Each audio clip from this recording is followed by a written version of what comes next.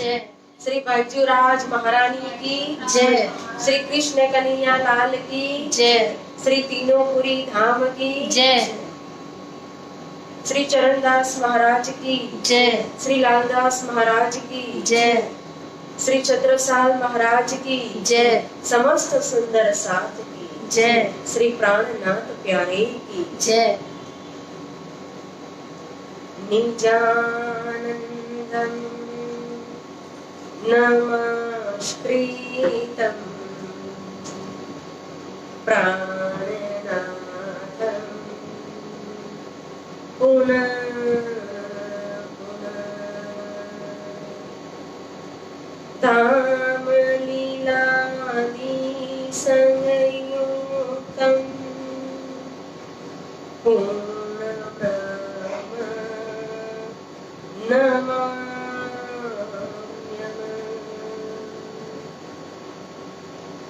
प्रथम लागू चरण को धनी न छुड़ाइयो लागे दैया मेरी जीवन यही जीवन प्यारे मेरे प्राण को मोहे पल छोड़ जिए मैं पाई बहर में डूबेगी मेरे जीवन ये जीवन माशिके तुम्हारी अंगना तुम अंगना की माशिके कबीलम दृढ़ किया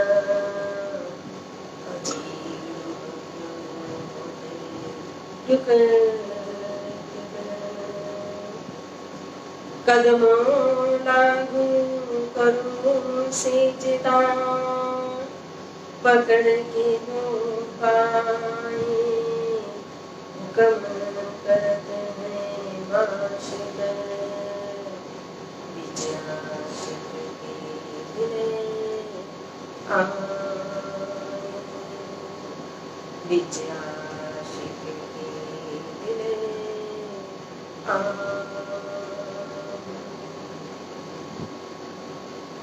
श्री मामत कही सुनो साथ जी भया चर्चा का वक़्त अब तुम सुनियो जितने लाल आगे आए इन तक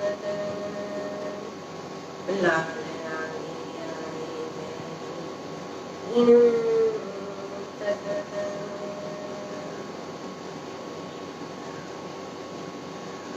धाम धनी अक्षरादि श्री राज श्यामा जी, परम आदरणीय श्री मास्टर जी, परम आदरणीय श्री प्रकाश जी, श्री मनीषा ओझा जी, समस्त सुंदर साथ जी, आप सभी के चरणों में मेरा प्रेम प्रणाम। वाही खबरदार इन भात बंदगी के लगी करनी विचार गोविंद बेड़े के काम में वाही खबरदार वाही खबरदार। बोलिए श्री प्राणनाथ प्यारे की जय। प्यारे सुंदर साथ जी, कल की मजल में हमने श्रवण किया था कि श्री महराज ठाकुर धाम धनी किस तरह से अरब के अंदर सदगुरु महाराज की आज्ञा का पालन करने के लिए जान की बाजी लगाते हैं, लेकिन जैसा धर्म चाहते थे उनके धन को धर्म में लगाने के लिए वैसा हुआ नहीं। जिस प्रकार का उनका धन था उसी प्रकार से उस धन की गति भी हुई और धाम धनी को भी भारी कष्ट उठाना पड़ा। जब वापस आए तो बाल भाई और श्री बिहारी जी के कारण कहो तो सदगुरु महाराज ने मुख फेर लिया। 1.5 मास तक राज दरबार में हिसाब किताब देना पड़ा और जब वहां से भी छुट करके आए तो सदगुरु महाराज ने जब अबोला किया, मुख फेर लिया, तो माया के साथ ये प्रथम युद्ध हुआ श्री लेकिन इस युद्ध के अंदर भी श्री इंद्रावती जी की विजय हुई, क्योंकि अंतिम में जिस प्रकार से बालबाई ने चाहा था कि अंतिम मिलाप हो न, बिहारी जी जो चाहते थे तो उनकी मनोकामना पूर्ण नहीं हुई। अंतिम समय में सदगुरु महाराज ने श्री जी को बुलाए और बुला करके मिलन हुआ अच्छे से, और उसके बाद हर्ष दिल कर बैठे। फिर 1.5 मास तक कहो तो चाकला मंदिर में किसी भी प्रकार की कोई लीला नहीं हुई। सुंदर साथ परम धाम के अंदर जो वचन दिया था उस वचन को भूल करके सदगुरु महाराज ने 34 साल तक समझाया, लेकिन फिर भी धाम धनी के वचन को भूल करके सभी सुंदर साथ घर घर में बैठे थे। अच्छी प्रकार से परम धाम के अंदर सुंदर साथ की हंसी। इसीलिए कहा कि इस हंसी से कहो तो इस संसार के अंदर कोई बच नहीं सकता है, ना यार न शैतान, सबकी हंसी परम धाम के अंदर। श्री जी भी धाम धनी भी बेड़ी के अंदर बैठे थे।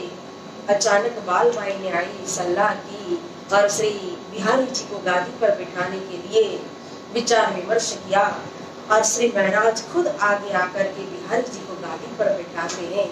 सुंदर साथ का दिल उनका मन मानता नहीं था, लेकिन किसी ने भी श्री महाराज की बात ठुकराई नहीं। अब गादी पर आ गए गुरुपुत्र श्री बिहारी जी महाराज। स्वयं श्री जी उनके चरणों में साष्टांग दंडवत करते हैं, सेजदा करते हैं, और सब सुंदर साथ को गादी के प्रति निष्ठा और दिन प्रतिदिन बढ़े, यही श्री जी चर्चा करते हैं। और सबको गुरुपुत्र श्री बिहारी जी महाराज उनके प्रति भी विश्वास दिलाते हैं, उनके चरणों में सबको प्रणाम करवाते हैं। जो धर्म का काम बंद हो चुका था, अब फिर से रसोई चर्चा उत्सव धूमधाम चाकला मंदिर के अंदर होने लगा। यहाँ बिहारी जी महाराज बैठे गादी पर, परंतु कहाँ बैठे? चाकला मंदिर के अंदर विराजमान हुए हैं। अब श्री जी सुंदर साथ को चर्चा करके समझाते, क्योंकि बिहारी जी महाराज को इतना कोई ज्ञान नहीं है, चर्चा आती नहीं है, और करते भी है तो फिर सुंदर साथ को संतुष्टि नहीं होती है। कोई प्रश्न पूछे तो जवाब नहीं दे सकते हैं, इसलिए श्री जी सभी सुंदर साथ को चर्चा की चर्चा करके संतुष्ट करते थे, आत्मीय खुराक पहुंचाते थे। अब सुंदर साथ की सेवा तो कर ही रहे, चर्चा भी हो रही है, दोनों टाइम हो रहा है। सुबह भी चर्चा में आते, सभी दर्शन करने के लिए आते हैं, और फिर शाम के समय भी 4:30 बजे चितवनी का समय है, उस समय भी सभी सुंदर साथ हाजिर हो जाते हैं। तो सुंदर साथ की सेवा तो कर ही रहे, लेकिन फिर भी श्री जी के दिल के अंदर विचार आता है बंदगी के लिए, सुंदर साथ की सेवा के लिए। धाम धनी ने श्री महाराज ठाकुर ने विचार किया कि जिन सुंदर साथ की बाह स्वयं मेरे धाम धनी सदगुरु महाराज ने पकड़ाई है, तो मैं इन सुंदर साथ की सेवा करूं। फिर सदगुरु महाराज ने भी हुक्म किया था कि मेला करो अपार, तो सदगुरु महाराज के नाम का मेला भी करना है। फिर यहाँ इस संसार के अंदर अभी जो अवसर मिला है सेवा करने का, भक्ति करने का, तो यह अवसर फिर बार बार कहाँ मिलने वाला है। इसीलिए खोटा साथे सच्चू जले एवी बनी छे बाजार लाभ अले के फेरा तरो। तो गोविंद भेड़ा का काम मतलब कि माया का कार्य भी करना पड़ेगा। तो राज दरबार के अंदर अपील की, और फिर वह मंत्री पद लेते हैं, और मंत्री पद लेकर के अब राज दरबार के अंदर भी सेवा करने लगे। अब तो दोनों जिम्मेदारी आ गई सिर पर, लौकिक जिम्मेदारी भी आ गई और धर्म की जिम्मेदारी भी है। तो सुबह सुबह जल्दी जल्दी उठते हैं, उठे पिछली रात को करने को दीदार, बिहारी जी पासे आए के सुने चर्चा परवर दीदार। पिछली रात ब्रह्म मुहूर्त में ही सुबह सुबह 3 बजे उठ जाते हैं श्री जी। अपना भी जो नित्य क्रम है वो अपने घर में मेड़ी में करते हैं, और उसके बाद फिर सुबह सुबह मंगला समय में चाकला मंदिर में आते, श्री बिहारी जी महाराज के दर्शन करते हैं। फिर चर्चा होती है, सभी सुंदर साथ को फिर चर्चा की चर्चा करके सुनाते भी है। चर्चा सर्व सुन के तब आवे दरबार, हमेशा बिहारी जी महाराज जो है वो स्वरूप की चर्चा करते थे कि श्री राम से पुराण जी प्रथम भाव में विराजमान गए ताकंचन रंग सिंहासन तिनके छे पाए छे डाले मूल मिलावा के अंदर जो 64 खंभ का चबूतरा, उस चबूतरा के बीच में जो कंचन रंग की जो सिंहासन है जिसके 6 पाए हैं, 6 डांडे हैं, 8 कलश हैं, इस सिंहासन के ऊपर जो सुंदर गादी और सुंदर जो चाकले विराजमान है, इस सुंदर चाकले के ऊपर स्वयं श्री राम ठाकुरानी जी विराजमान है।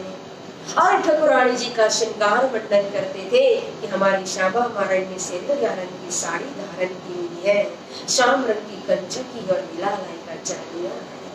श्री राजी महाराज का सुंदर स्वरूप है, सुंदर श्रृंगार है, श्वेत रंग का जामा है, केसरी रंग की जा है, नीले पीले रंग का पटुका है, आसमानी रंग की पिछोरी है और सिंदूरिया रंग की पाग धारण की हुई है। तो स्वरूप की चर्चा सुन करके फिर दरबार में हाजिर होते थे, अपने मंत्री पद को संभालते थे, मां राज्य में जाकर के प्रजा की भी सेवा करते थे। तो इस तरह से रोज का उनका नित्य क्रम था। फिर शाम 4:30 बजे दरबार से हाजिर हो जाते थे चाकला मंदिर में चितवन के लिए। इस तरह से यहाँ धूमधाम रसे उत्सव चर्चा हो रही है चाकला मंदिर के अंदर।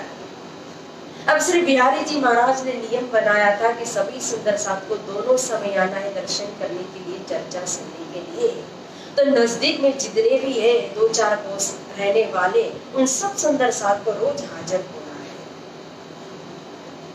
जब ये नियम बनाया तो एक भाई थे जो 2 कोस दूरी पर एक गांव में रहते थे, सुंदर सागर, उसके ऊपर आपत्ति आ गई।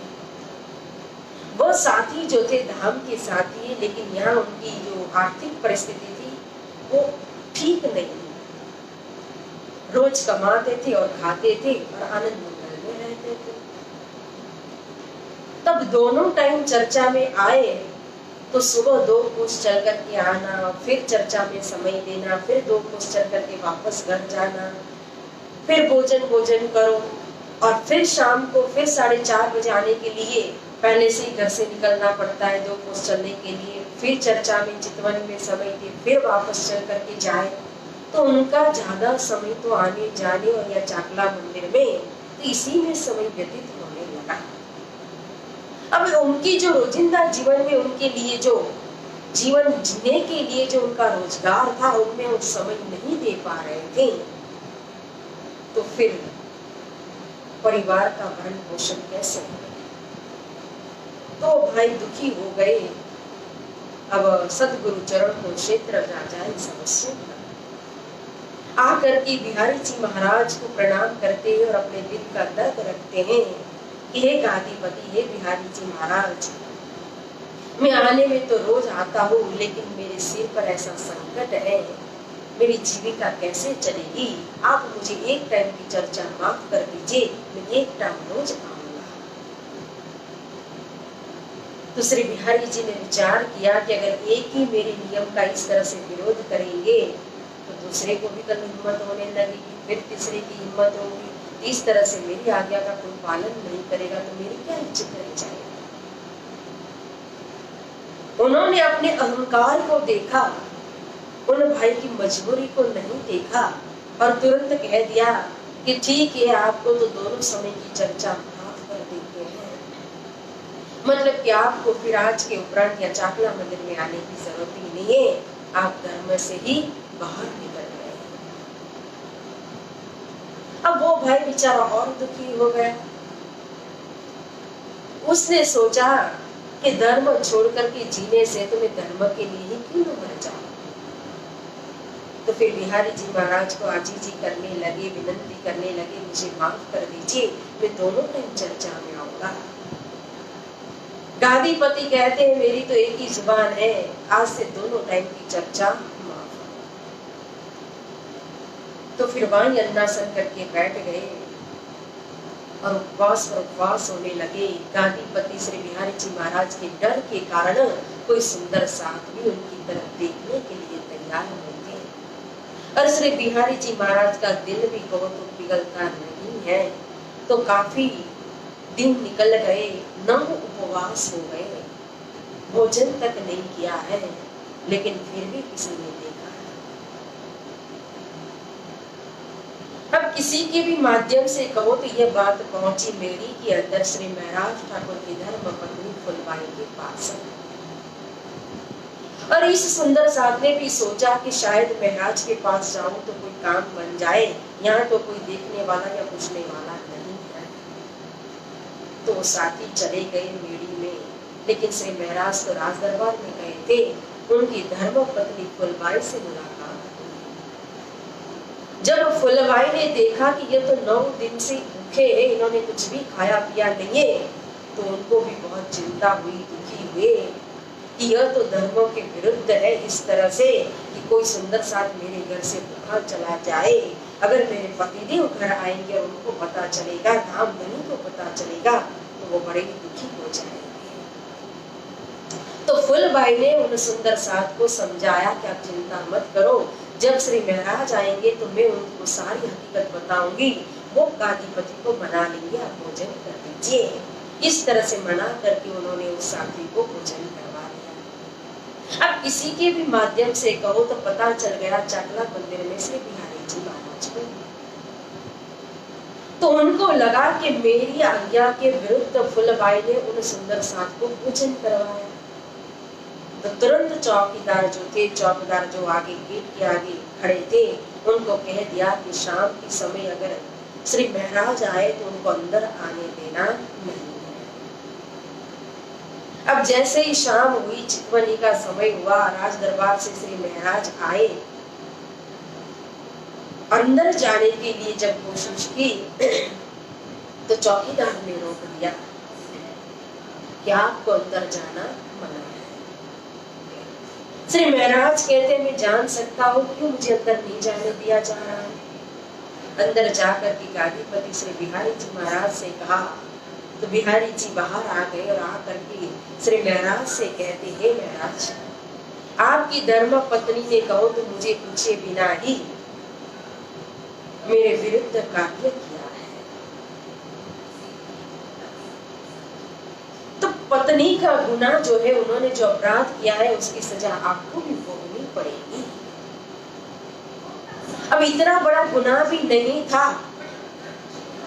इतना बड़ा भी गुनाह नहीं है फुलबाई का, जो गादीपति श्री बिहारी जी महाराज सजा दे रहे हैं। उन्होंने कहा श्री महाराज से या तो धर्म छोड़ो या तो धर्म पत्नी छोड़ो। अंदर आना है तो आपको फुलबाई का परित्याग करना पड़ेगा।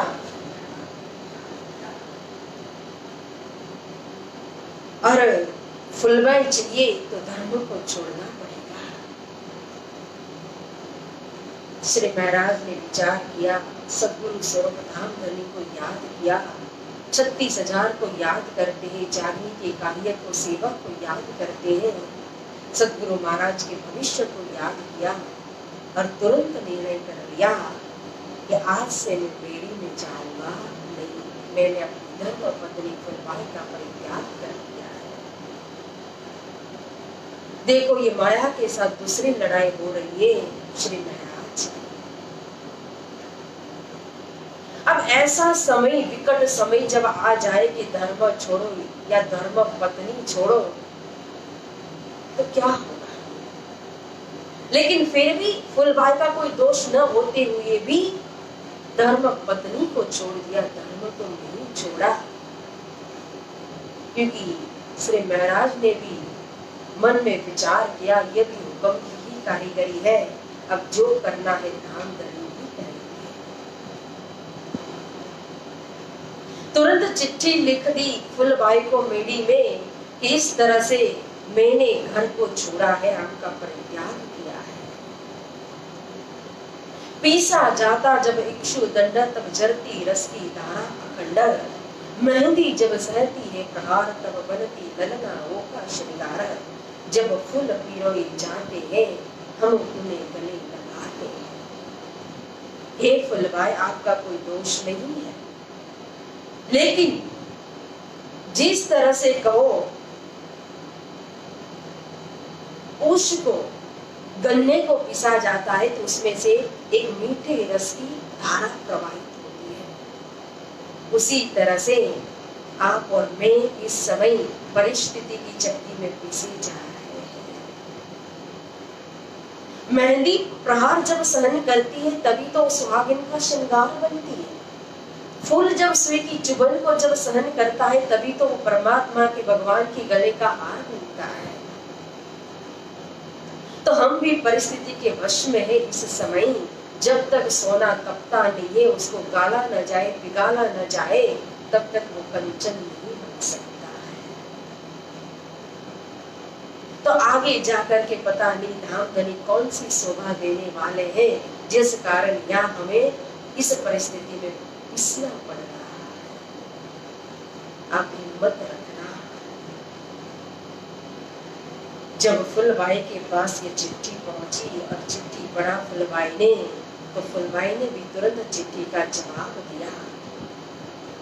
अब ऐसी धर्म पत्नी, पतिव्रता नारी, फुलबाई का दिल कहो तो इतना कोमल है, स्वभाव कहो तो इतना नरम है, बहुत ही पवित्र आत्मा है अमलावती की। तभी तो उन सुंदर साथ को तुरंत उन्होंने कुछ भी सोचा नहीं और भोजन करवाया। तो यहाँ पति देव को कोई कंप्लेन नहीं की फुलबाई ने कि मेरा क्या दोष है, कोई शिकायत नहीं। उन्होंने कहा कि आपने जो भी निर्णय लिया है वो बिल्कुल सत्य है, आपको ऐसा ही करना चाहिए। मेरे एक के मुख को मत देखना, 36,000 के मुख को देखना, सदगुरु स्वरूप के भविष्य को देखना। क्योंकि विघ्न जब सामने आता है, सोते से हमें जगाता है, मन को जगोरता है, पल पल तन को मरोड़ता है, पल पल सतपथ की ओर लगाकर जाता है, हमें जगाकर। जब कोई विकट परिस्थिति सामने आती है, विघ्न बाधा सब सामने आती है, तो हम जो एक तंत्रावस्था के अंदर या आलस्यपना के अंदर कहो, मायावी नींद के अंदर सो रहे, अज्ञानता के अंदर सो रहे, तो हमारे मन को झंझोर करके रख देती है परिस्थिति, सोते से हमें जागृत कर देती है। इसलिए मैं इस परिस्थिति से डरती नहीं। लेकिन फुलबाई ने भी जब पति देव आए नहीं, तो पतिव्रता स्त्री है, तो पति को खिलाए बिना तो वो खाते भी नहीं थे, तो फिर उन्होंने अन्न जल का भी त्याग कर दिया।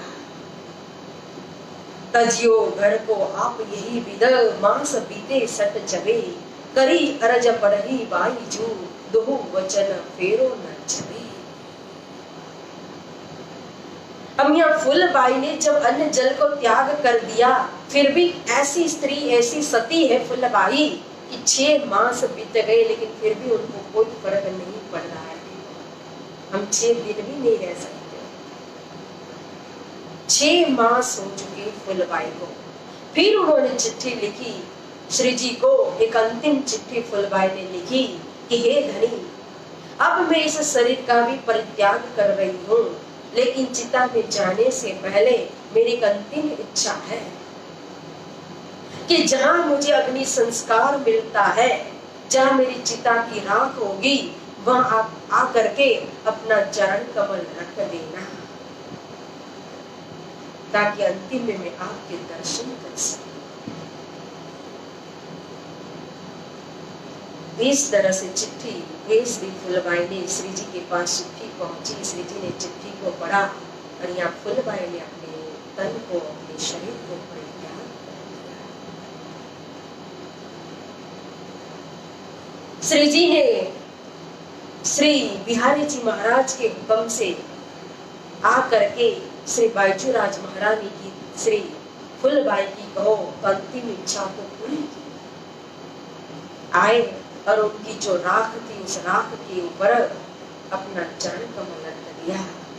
और इस समय जो अमलावती की वासना, फुलबाई के अंदर जो पवित्र आत्मा की परम धाम थी, तो वो तो स्वयं श्री महाराज के दिल के अंदर ही आकर के विराजमान हो गई। अब यहाँ माया मिने बैठ के लहा लेने, अब धाम में जागे पीछे ये ना होवे। ये दूसरी लड़ाई हुई माया के साथ श्री महाराज की। लेकिन इसमें भी अगर देखे तारतम की नजर से तो इसमें भी श्री महाराज की जीत हुई है माया की। कैसे वो हम देखेंगे आगे विकट में, हमें महामती जी स्वयं बताएंगे। क्योंकि जो शोभा मिलने वाली थी फुलबाई को, या हरा हुल्ला और सफेद गुदड़ी थी। प्रथम जामा की शोभा हरा हुल्ला है, तो सदगुरु महाराज का हरा हुल्ला था। श्री प्राणनाथ जी की तो सफेद गुदड़ी थी, निवृत्ति मार्ग की गाड़ी थी। और फिर आगे जाकर के उनको श्यामा महारानी की शोभा प्राप्त हुई है। तो इसीलिए विजय तो श्री महाराज की ही होती है, माया तो हार। अब जिस तरह से चाकला मंदिर के अंदर लीला चल रही थी, उसी तरह से लीला चल रही है। 2 साल हो चुके हैं, राज दरबार में मंत्री पद लिया, थोड़ा बहुत धन भी कमा लिया, गोविंद बेड़ा का जो काम लिया था मेला करने के लिए। तो अब श्री महाराज के दिल में विचार आया कि जो धन मैंने इकट्ठा किया है उस धन को अपने खर्च करो, उस धन से मैं सुंदर साध की सेवा करूं, क्योंकि धाम में जागृत होने के बाद मुझे यह अवसर मिलने वाला नहीं है। श्री धाम मेलो सदियों पर दुर्लभ मेलो संसार कहा है। यहाँ इस संसार के अंदर इस मनुष्य तक, क्योंकि योनि तो बहुत सारी है, लेकिन किसी भी योनि को दरवाजा नहीं कहा है परमात्मा प्राप्ति का। एक मनुष्य तन ही ऐसा है जो एक दरवाजा माना जाता है मुक्ति के लिए, परमात्मा प्राप्ति के लिए, अखंड सुख के लिए। क्योंकि इस तन में जो भजन भक्ति हम कर सकते हैं, सेवा सुमरन कर सकते हैं, अपने जीवन को सफल बना सकते हैं, ऐसा अन्य योनि में नहीं हो सकता है। तो यहाँ सदगुरु महाराज के नाम का मेला करने के लिए विचार करते श्री महाराज ठाकुर, और विचार किया कि मेले के अंदर बड़े ही दिल से भाव से जितना भी मैंने धन कमाया सारा धन खर्च करके भी मैं अपने धाम की सुंदर साध की सेवा करूं। खोटा साथे साची जड़े छे एवी मળી છે बजार। अब झूठे धन के द्वारा सच्चा मेला करने के लिए, धर्म करने के लिए विचार करते हैं। अब सारी तैयारी मेले के लिए कर ली, बड़े धूमधाम से भंडारा भी हो रहा है, सामान भी मोदी की दुकान से कहो जो सब कुछ चाहिए, आटा चाहिए, चावल चाहिए, मूंग चाहिए, घी चाहिए, चीनी चाहिए, सब कुछ आ रहा है मोदी खाने से। और खर्च के जो हो रहा है उसके लिए पैसे भी वहां दे भी रहे हैं। तो धूमधाम से मेला हो रहा है, चर्चा हो रही है, भंडारा हो रहा है। और फिर एक तो कहना साथ में और दूजा पाया हुक्म, सो सेवा करने लगा जो सुख पावे आत्मा। एक सुंदर साथ के ऊपर सारी जिम्मेदारी श्री जी ने सौंप दी कि आप मेरे दिल के मुताबिक सेवा करना, जिस तरह से मैं कहता हूँ वैसा ही सेवा करना। कोई भी आए कोई खाली हाथ न जाए, एक मांगे तो 2 देना, 2 मांगे तो 4 देना, 4 मांगे तो 8। भंडार भरने की जिम्मेदारी मेरी है, खाली करने की जिम्मेदारी आपकी है, चिंता नहीं करना। तो वो सुंदर साथ भी विचार करते हैं कि अरे मेरे भी तो सदगुरु है, मेरे भी तो सदगुरु महाराज धाम के धनी है, और ये साथ जिन सुंदर साथ की सेवा करने के लिए विचार किया है श्री महाराज ने, वो मेरे भी तो साथ है। तो एक तो श्री जी का हुक्म प्रबंध तो उन्हीं को करना है, तो मुझे जो सेवा का अवसर मिल रहा है तो मैं क्यों पीछे हटूं। तो बिल्कुल श्री जी के दिल के मुताबिक वो भी धन लुटाने लगे, सेवा करने लगे। जो भी आए, 1 मांगे तो 2, 2 मांगे तो 4, 4 मांगे तो 8 दे रहे हैं। विक्रम संवत 1714 का एंड चल रहा है जब ये मेला हो रहा है। और इस मेले के अंदर कहो तो श्री जी ने गादीपति श्री बिहारी जी महाराज को भी बहुत ही प्रसन्न किया। उनको भी राजशाही अच्छे अच्छे कीमती वस्त्र आभूषण दिए, दान दक्षिणा दी। उनके जो हजूरी जी महाराज जो थे नागजी भाई, उनको भी बड़े अच्छे अच्छे वस्त्र आभूषण दे करके उनको भी प्रसन्न करते। इस तरह से धूमधाम श्री जी मेला कर रहे हैं। लेकिन जिनके दिल के अंदर ईर्ष्या थी उनको यह पसंद नहीं आ रहा था। अब एक तो बाल भाई को भी चुभ रहा है, क्योंकि उनके दिल के अंदर उच्चेता भाई वाली बात जो है ना अभी भी खटक रही थी, वो भूले नहीं थी बाल भाई। और दूसरी ओर उन्होंने ही श्री बिहारी जी महाराज को गादी पर बिठाया है। तो बाल भाई बिहारी जी महाराज को कहती है कि देखो, एक तो सुंदर साथ पहले से श्री महाराज के पीछे लगे हुए हैं। सदगुरु ने भी कहो तो सुंदर साथ को कहते ही आए थे, तो सब सुंदर साथ ने पकड़ा है महाराज ठाकुर को। और फिर श्री महाराज चर्चा करते हैं तो और सब उन्हीं की तरफ झुकते हैं। फिर आपसे कोई प्रश्न करता है तो आप तो जवाब नहीं दे पाते हो, और वो एक प्रश्न का कहो तो 10 गुना समझाते हैं, चर्चा करते, सबको विश्वास दिलाते हैं। तो दिन प्रतिदिन सबका प्रेम विश्वास तो श्री महाराज की तरफ बढ़ते बढ़ते जा रहा है। ऐसे में भी ये मेला हो रहा है, इतना धूमधाम, इतना खर्च कर रहे हैं, सबकी सेवा कर रहे हैं, तो सुंदर साहब तो फिर उनके प्रति और धर्मनिष्ठ हो जाएंगे, उनके प्रति और उनका ईश्वर और ईमान बढ़ जाएगा। श्री बिहारी जी महाराज कहते हैं, आप चिंता मत करो भाई, मैं कोई युक्ति निकालता हूँ। अब यह जितना भी सामान आता था जो मोदी खाने से, तो वो सारे सामान जिस मकान में रखा जाता था उसकी चाबी भी कहो तो श्री जी ने स्वयं श्री गादीपति बिहारी जी महाराज को दी। अब यहाँ एक मोदी था जिनका नाम था नंदराम मोदी। यह नंदराम मोदी जो है वो राज्य दरबार का मोदी था। तो राज दरबार में यहाँ से सामान जाता था तो वहां की भी उसको कहो तो सब कुछ मतलब के पता था, और वहां की चाबियां इनके हाथ में थी, नंदराम मोदी के पास है। और ये नंदराम मोदी भी श्री महाराज के प्रति ईर्ष्या करते थे, और इसका कारण था क्योंकि यह नंदराम मोदी धरोड़ राज्य में रहते थे, और वहां जब श्री जी गए थे धरोड़ राज्य को संभाला था, तो उस समय इन्होंने जो घोटाला किया था तो 2-4 बार पकड़ में आ गए हिसाब किताब के अंदर, तो फिर उनको निकाल दिया गया था। तो इसी के कारण कहो तो श्री जी से वो ईर्ष्या करते थे। अब इसी मोहल्ला में रहते थे, चाकला मंदिर के आसपास ही। तो श्री बिहारी जी महाराज को पता चला कि यह मोदी जो है नंदराम मोदी, यह भी श्री जी से ईर्ष्या करता है। तो उनसे मुलाकात की और दोनों ने आपस में कहो तो फिर एक घटना मतलब कि एक योजना बना ली। अब नंदराम जो मोदी है, वो नंदराम मोदी ने राज दरबार की जो मोहर लगी हुई, सील लगी हुई जो थैलियां थी ना, वो सब ला करके, सरकारी सील लगी हुई थैलियां ला करके रख दी इस मकान के अंदर जहां भंडारा के सामान रखा गया था। क्योंकि इसकी चाबी भी थी किसके पास? श्री बिहारी जी महाराज के पास। तो वो तो मकान खोलना सरल था।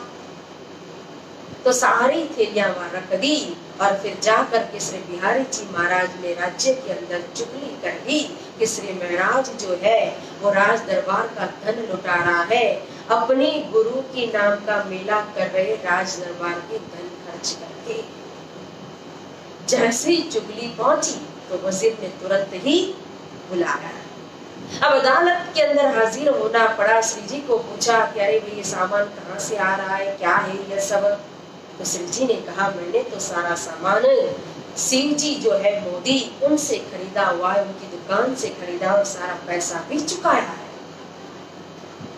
तो फिर हाकिम का हुक्म हुआ, शिव जी मोदी के ऊपर, उनको बुलाया गया अदालत के अंदर। वो आए, उनको पूछा गया कि आपकी दुकान से सामान गया है? तो शिव जी मोदी ने कहा हाँ, मेरी दुकान से ही सारा सामान लिया है श्री जी ने, और सारा पेमेंट भी उन्होंने, सारा पैसा भी मुझे इसका दिया है। अब फिर वजीर ने कहा कि अब क्या करना है। नंदराम को कहा कि देखो आपने कंप्लेन की थी यहाँ पर, तो यह शिव जी जो है मोदी ये तो इस तरह से कह रहे हैं, अब क्या करना है? तो नंदराम मोदी ने कहा ऐसा है तो आप जाकर के उस मकान के अंदर देखो, आपको स्वयं सब कुछ पता चल जाएगा। तो तुरंत वजीर ने कहो भेज दिया 2 चौकीदार, और वहां से सामान लेकर के आए चौकीदार। जब सामान आया और देखा तो श्री जी भी आश्चर्य में पड़ गए। सरकारी सील लगी हुई सारी थैलियां मिली। अब मन ही मन श्री जी तो समझ गए कि चाबी तो श्री बिहारी जी के पास थी। अब वो तो गुरुपुत्र रहे, उनको क्या कहना, तो फिर वजीर से कहा कि कोई बात नहीं है, आपको जो सजा देनी आप दे सकते हो, मैं सहन कर लूंगा। तो फिर वजीर ने कहा आपको तो नजरबंद में रहना पड़ेगा। तो फिर श्री जी आए नजरबंद के अंदर, जिसको हफ्सा कहते हैं, जिसको प्रबोधपुरी कहा जाता है।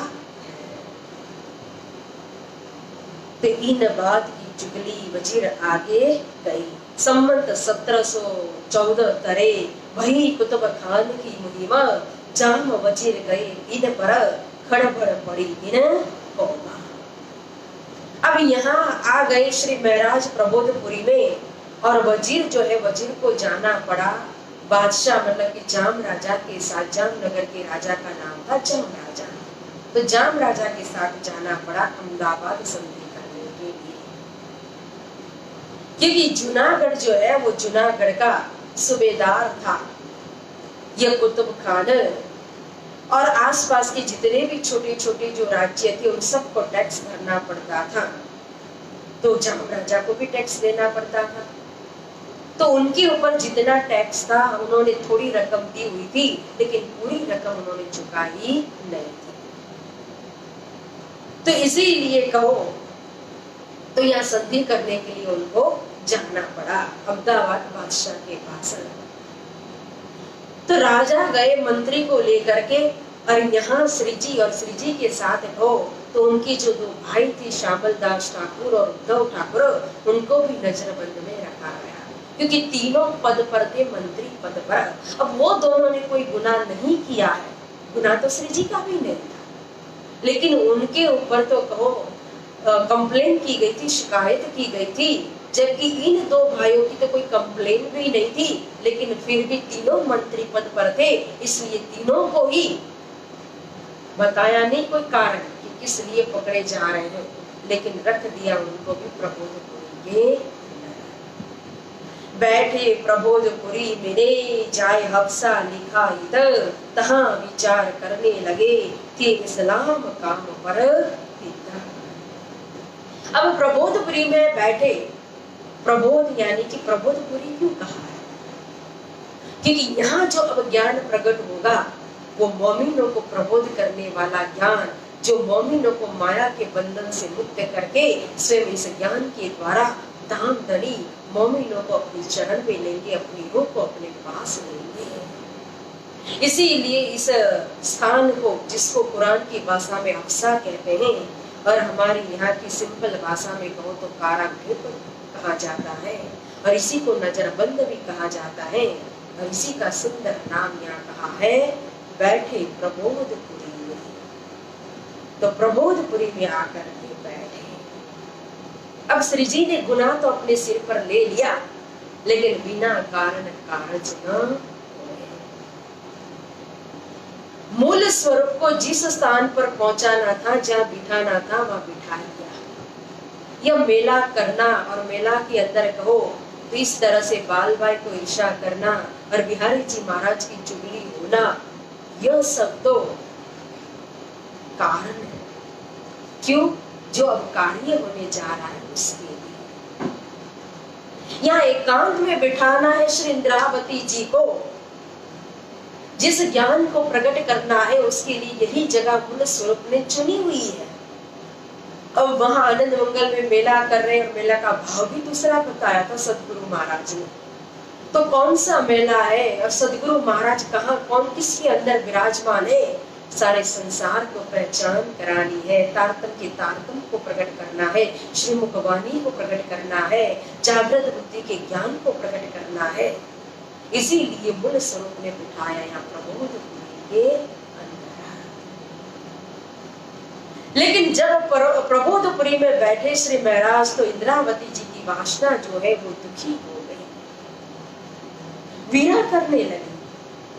अब इंद्रावती जी अंगना भाव से धाम धनी का विरह कर रही है कि क्यों ऐसा हम पर पहुंचाया सखत बखत, हम तो बंदगी में हते, क्यों ऐसा किया पिता। हे धनी, ये नीचे वाले क्या चुगली करेंगे और मेला में विघ्न डालेंगे, जब तक आपकी मर्जी नहीं होगी कुछ भी नहीं हो सकता, मैं अच्छे से जानती हूँ। तो जो सदगुरु के नाम का मैं मेला कर रही थी, मेरे धाम धनी के नाम का मेला था, तो दर्द तो वही था कि वो मेला अधूरा रह गया, मेरे सदगुरु के नाम का मेला नहीं हो पाया। एक और हुक्म किया था आपने कि मेला करो पार, और दूसरी ओर आपने मेले में विघ्न क्यों आने दिया, क्यों पाड़ा विघ्न आपने। और देखो, एक पैसा भी राज दरबार का नहीं था, सारी अपनी मेहनत की कमाई थी, और सब कुछ जो था बचा हुआ वो भी राज दरबार के अंदर, अपना खुद का धन भी राज दरबार के अंदर चला गया, और दुश्मनों के सामने हासी भी हुई। इसीलिए श्री इंद्रावती जी का दिल दुखी होता है कि मैं तो जिन सुंदर साध की वहां स्वयं धाम के धनी ने पकड़ाई थी, उन सुंदर साध की सेवा कर रही थी, फिर ऐसे सख्त समय में मुझे क्यों पहुंचाया। सुंदर श्री इंद्रावती लड़ी धनी सो जोर, धाम धर्म पर हम हते क्यों किन्नो इन सोरा। मैं तो धर्म पर खड़ी थी, और सुंदर बाई के साथ कहो, सदगुरु महाराज के साथ, श्री श्यामा महारानी जी के साथ, स्वयं धाम धनी के साथ कहो, तो श्री इंद्रावती जी धाम की इज्जत को लेकर के अंगना भाव से विरह करती हुई लड़ रही है। लड़ रही है मतलब के जैसे यहाँ हम लड़ाई करते वो भाव नहीं है, लेकिन अंदर से जो विरह के अंदर जो दर्द उमड़ रहा है, जो दर्द आ रहा है, तो उसके अंदर जो अर्जी कर रही है धाम धनी को, जो विनंती करी, जो कह रही है, तो उसी को कहा कि लड़ी धनी सो जोर। तो सुंदर बाई के साथ आज इंद्रावती धाम की इज्जत को लेकर के कह रही है, क्यों किन्नो विद सोरा, ऐसा विघ्न क्यों पड़ा। तो बहुत दुखी हुई श्री इंद्रावती जी, रोने लगे, तड़पने लगे, बिलखने लगे। तो यह विचार करते श्री देवचंद्र जी बैठे दिल पर, ठोर एकांत करके दिल हुआ विचार। जब दिल हुआ विचार पर, मतलब कि श्री इंद्रावती जी का दिल दूसरी तरफ जब विचार करने लगा ना, कि क्यों मुझ पर ये जुल्म हुआ, ऐसे सख्त समय में मुझे क्यों पहुंचाया, धनी के हुक्म के बिना कुछ नहीं हो सकता है, तो सदगुरु के नाम का मेला क्यों अधूरा रह गया। तो जिन स्वरूप को नजर में लेकर के विरह कर रहे थे, वही स्वरूप कहो जो स्वयं दिल के अंदर बैठे हुए थे, अर्श दिल करके, वही स्वरूप स्वयं सामने सन्मुख प्रकट हो गए। प्रबोधपुरी के अंदर, अक्सा के अंदर स्वयं सदगुरु महाराज ने दर्शन दिया, और दर्शन दे करके फिर कहते हैं सदगुरु महाराज कि हे महाराज, मैंने आपको हुक्म किया था मेला करने के लिए, लेकिन कौन सा मेला करने के लिए मैंने कहा था। मैंने तो कहा था कि 12,000 को ढूंढ करके लाना, और साथ में 24,000 ईश्वरी सृष्टि को ढूंढना, 36,000 का जागनी रास होना चाहिए, सारे ब्रह्मांड के अंदर तारकन की खुशबू फैलनी चाहिए, और 12,000 में भी विशेष 2 सखी साकुंडल सुकुमार, जब वो दोनों आएंगे तो समझना कि मेला हो गया। तो काहे साकुंडल, काहे सुकुमार, काहे 12,000, काहे 24,000, काहे 36,000, और यह जागनी रास, यह मेला तो यहाँ है भी नहीं, वो तो विंध्याचल पर्वत के ऊपर है, वो तो पश्चिम दिशा के अंदर है। यह जो आप भंडारा लगा करके मेला कर रहे हैं, घी चीनी कहो, आटा कहो, तेल कहो, सब कुछ जमा करना, खिलाना पिलाना, लंगर करना, यह तो सबको ही करेंगे, लेकिन मैंने आपको यह मेला नहीं, बातूनी मेला, ज्ञान का मेला, सुंदर साध का मेला करने के लिए कहा था। जागने की जिम्मेदारी मैंने आपको सौंपी थी, तो आप क्या करने लगे महाराज। जैसे जैसे सदगुरु महाराज समझाते गए, दिल में जो दर्द था, जो विरह था, वो दूर होता गया, और स्वयं श्री श्यामा महारानी जी ने ओरिजिनल स्वरूप में दर्शन भी दिया अक्सा के अंदर, और शांत करके श्री इंद्रावती जी के दिल को फिर अंदर आकर के दिल के अंदर विराजमान हो गए सदगुरु महाराज। और जैसे फिर अंदर आकर के विराजमान हुए सदगुरु महाराज, तो इतना दिल प्रफुल्लित हो गया, आनंद आनंद हो गया। इस समय हफ्सा के अंदर देखो तो चारों ओर नूर ही नूर, प्रकाश ही प्रकाश फैल गया, और श्री जी के चेहरे पर भी देखोगे तो इस समय उनका मुखमंडल जो था, वो पूरा मुखमंडल सूर्य के तेज की भांति चमक रहा था। और इस तरह से जब जब्राइल दिल पर आकर के सवार हो गया, तो मुख से असराफिल भी बोलने लगा। मुक्ति बानी कहत में प्रगटे आई स्वरूप मिस्री के ईटे गिरे कहा किह भांति बोलो श्री प्राणनाथ प्यारे की, श्री प्राणनाथ प्यारे की जय। तो जब जबराइल दिल पर आकर के सवार हुआ तो मुख ते असराफिल बोलने लगा, मिस्री के ईंटे गिरने लगे, हफ्सा के अंदर सुंदर लीला होने लगी। मिस्री का ईटा, तो यहाँ जो चौपाई प्रकट हो रही है उस चौपाई को भी मिस्री का ईटा कहेंगे। लेकिन एक शुभ संकेत जब होता है, शुभ अवसर जब होता है, शुभ समय जब होता है, तो जो मीठे की जो बरसात होती है, या इस भाव से भी मिस्री के ईटे को लिया गया है कि जब और वास्तव में मिस्री का ईटा गिरा था, जब चारों तरफ अफसा के अंदर प्रकाश ही प्रकाश आ गया, नूर ही नूर था। जिस समय श्री महाराज के श्री मुख से कहो तो वाणी प्रकट होने लगी थी, तो उसके पहले मिश्री के ईटे की बरसात होने लगी थी, शुभ संकेत दे रही थी। जो राज दरबार, राज परिवार वाले और मंत्री परिवार वाले सभी ने अपनी आंखों से ये सारी लीला को देखा है। और फिर मिस्री के ईटे के समान कहो, मीठा अमृत से भी मीठा कहो, तो जागृत ज्ञान, तारतम ज्ञान श्री जी के श्री मुख से प्रकट होने लगा। अखंड स्वरूपनी अस्थिर आकार शोभा कोई गणोई करे स्नेह, जोई जोई वचन अणु कई ऊंचा पर वाणी महे न आवे देह। जिन स्वरूप के दर्शन किए थे, साक्षात श्री ठाकुरानी जी की जो दर्शन किए, उन स्वरूप के ही वर्णन से वाणी का शुभ आरंभ होता है।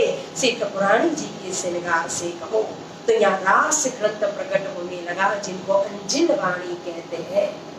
तो रास की रामतें फिर प्रकट होने लगी। सबसे पहले ठाकुरानी जी का श्रृंगार प्रकट हुआ, उसके बाद कहो तो योग माया नो दे दरी श्री श्यामा जी थया तैयार, सखियों का श्रृंगार प्रकट हुआ, फिर श्री राज्य के श्रृंगार का वर्णन हुआ, फिर ब्रज की लीला का वर्णन 12 चौपाई के अंदर किया। इस तरह से वाणी प्रकट होती गई।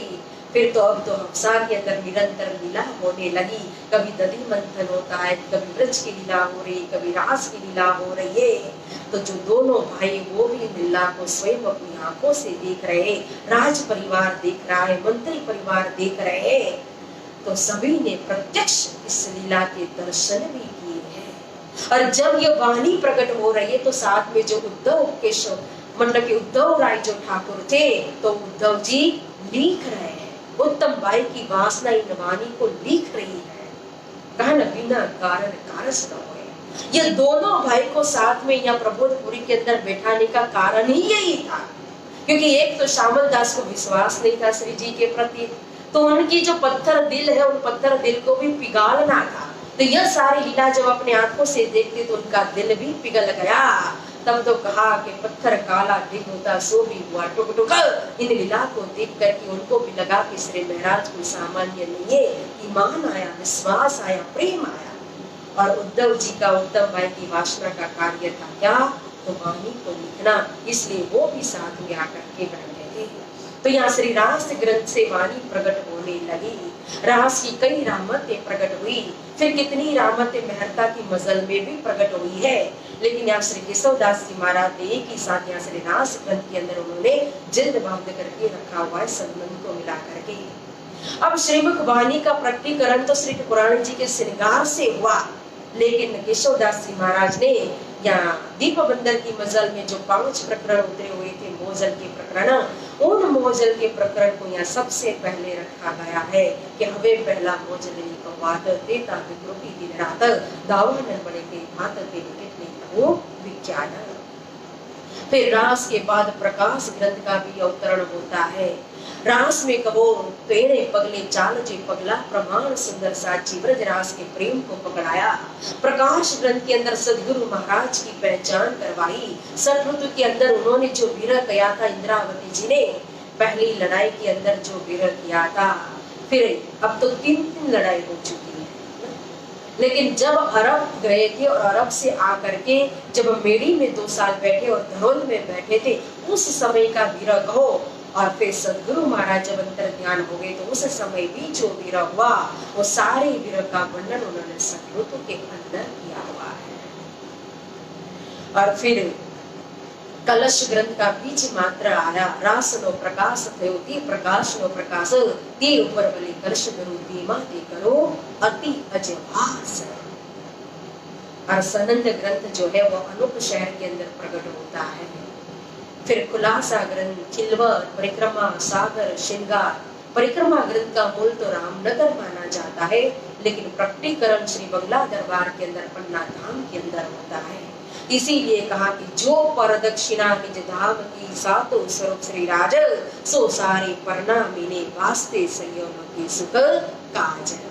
तो परम धाम की निज धाम की रंगमहल की जो परिक्रमा लगाने वाली जो परिक्रमा है, 7 परिक्रमाएं रंगमहल को फिरती, तो ये 7 परिक्रमा का वर्णन परिक्रमा ग्रंथ के अंदर है जो पन्ना धाम के अंदर प्रकट होता है। फिर 7 स्वरूप श्री राज के तो 2 स्वरूप राशि गौर 5 स्वरूप जिनका विस्तार जिनका वर्णन श्री सागर ग्रंथ के अंदर किया हुआ है। श्री राज जी का श्रृंगार 3 श्रृंगार और ठाकुरानी जी का 2 श्रृंगार का वर्णन। तो ये सागर ग्रंथ का प्रकटीकरण भी यहाँ पन्ना धाम के अंदर श्री बंगला दरबार के अंदर हुआ है। और यह सारा जो वर्णन हुआ, ये वाणी प्रकट हुई, 7 परिक्रमा का वर्णन हुआ, ये सब किसके लिए? 7 स्वरूप का वर्णन, 7 परिक्रमा का वर्णन जो है वो सखियों के लिए यहाँ स्वयं धामधनी ने वर्णन किया हुआ है। सिंधेवी पन्ना धाम के अंदर, फिर कयामत नामा बहुत चित्रकूट के अंदर प्रकट होता है और मार्फत सागर पन्ना धाम के अंदर प्रकट होता है। इस तरह से समय समय में आगे वाणी प्रकट होती जाएंगी। अब यहाँ तो इस समय विक्रम संवत 1714 का एंड कहो या तो विक्रम संवत 1715 कहो, इस समय यह वाणी प्रकट होने का शुभारंभ हुआ और अंतिम तक यानी कि 1748 तक 48 तक वाणी प्रकट होती है और अंतिम में प्रकट हुआ था मार्फत सागर। अंजिल किताब इन समय उतरी कही फिर काल, हफ्से के पातसा पर ये बड़ा लिखा विशाल। तो अंजिल किताब यानी कि रास किताब का यहाँ अवतरण हुआ। तो जो श्रीमुख वाणी 18,000 वाणी श्री कुलजम स्वरूप साहेब कहो, यहाँ इस समय तारतम का भी तारतम न तारतम देख विचार के पीऊ लाए बेर दोए, एक थे उपजा तारतम दूजी मिले उजास। पहले सदगुरु प्रथम जामा के द्वारा कहो तो तारतम प्रकट हुआ था श्याम जी के मंदिर में 16 अक्षर, फिर 100 तो अब जाहिर भाई 1 चौपाई दी थी। फिर अब यहाँ श्रीमुख वाणी यानी कि तारतम का भी तारतम दूसरे जामा के द्वारा कहो, कहा ना तारतम देख विचार के पीऊ लाए बेर दो, तो 2 वक्त तारतम प्रकट हुआ। मतलब के पहले तारतम मंत्र आया था और अब तारतम का तारतम यानी कि श्रीमुख वाणी का प्रकटीकरण हो गया। और इसके अंदर एक बुध बोटी अवतरी दूजी ते जोत तारतम जो कहा था, इंद्रावती वाला संगे उदर फल उत्पन्न, एक बुध बोटी अवतरी दूजी ते जोत तारतम। तो यहाँ तारतम की जोत जो है वो प्रकट हो गई है। इसीलिए शास्त्र पुराण वेदांत जो भागवत पूरे सागर नहीं कथा ये तंत ने सतवाणी ये वाक कहा है। सभी वेद पुराण शास्त्र जो है वो तो ऋषि मुनियों ने रचना किया हुआ ग्रंथ है, लेकिन सभी ग्रंथ एक ही साक्षी दे रहे हैं, प्रमाण दे रहे हैं कि इस समय जो वाणी हफ्सा के अंदर प्रकट हुई ना, यह तो स्वयं श्री मुख से प्रकट हुई, इसकी रचना नहीं हुई। इसीलिए सतवाणी ये वाक कहा है। ये सत्य परम धाम से आई हुई सतवाणी है, ये जागृत बुद्धि का ये ज्ञान है। साधु तो जो इंद्रावती पासे वाले पूरी तेनी आस, सकल मनोरथ पूर्ण थया फल्याते रास प्रकाश। इंद्रावती जी की तो इच्छा पूरी कर दी, साथ में कहो तो उनके साथ जो दोनों भाई थे उनकी भी, विशेष करके श्यामल दास की इच्छा को पूर्ण कर दिया। लेकिन जो मेला हुआ था ये मेला ही कहो तो एक वृक्ष रूप बन गया, एक कारण रूप बन गया और इस वृक्ष को स्वयं श्री इंद्रावती जी ने अपने वीर से सिंचन किया, तब जाकर के इस वृक्ष के ऊपर फल लगा रास प्रकाश कलश। कलश का पूरा प्रकटीकरण तो सूरत धाम के अंदर होता है, लेकिन यह बीच मात्र प्रकट हुआ कलश का। इस तरह से सबके मनोरथ को पूर्ण करने वाली कहो तो यहाँ श्रीमुख वाणी प्रकट हो गई। हवे माया नो जे पाम से बार तारतम कर से देह विचार। तारतम के ऊपर विचार कौन करेगा? और जो तारतम के ऊपर विचार करेगा, जो तारतम के द्वारा चिंतन करेगा, वही माया के बंधन से मुक्त हो जाएगा। यह सात सागर नो कार्य निर्माण पर मोह सागर नहावे छिया। ये मोह सागर जो इतना विकराल भयानक है, फिर भी सरलता से वो मोह सागर को, मोह सागर को, भव सागर को, संसार सागर को पार कर देंगे। 30 तरह तहाँ 12 महीना बीत गई, संवत 1715 तमाम हुआ। 1 साल तक कहो, ऐसे विक्रम संवत 1714 का एंड था। मतलब ये अधिक मास उस समय माना जाता है, तो 13 मास की लीला अप्सा के अंदर है। इसीलिए यह पूरा विक्रम संवत 1715 जो है तमाम हो जाता है प्रबोधपुरी के अंदर ही। तो 1 साल पूरा रहते हैं प्रबोधपुरी के अंदर लीला होती, और सबने इस लीला का प्रत्यक्ष अपनी आंखों से अनुभव भी किया। अब 1 साल के बाद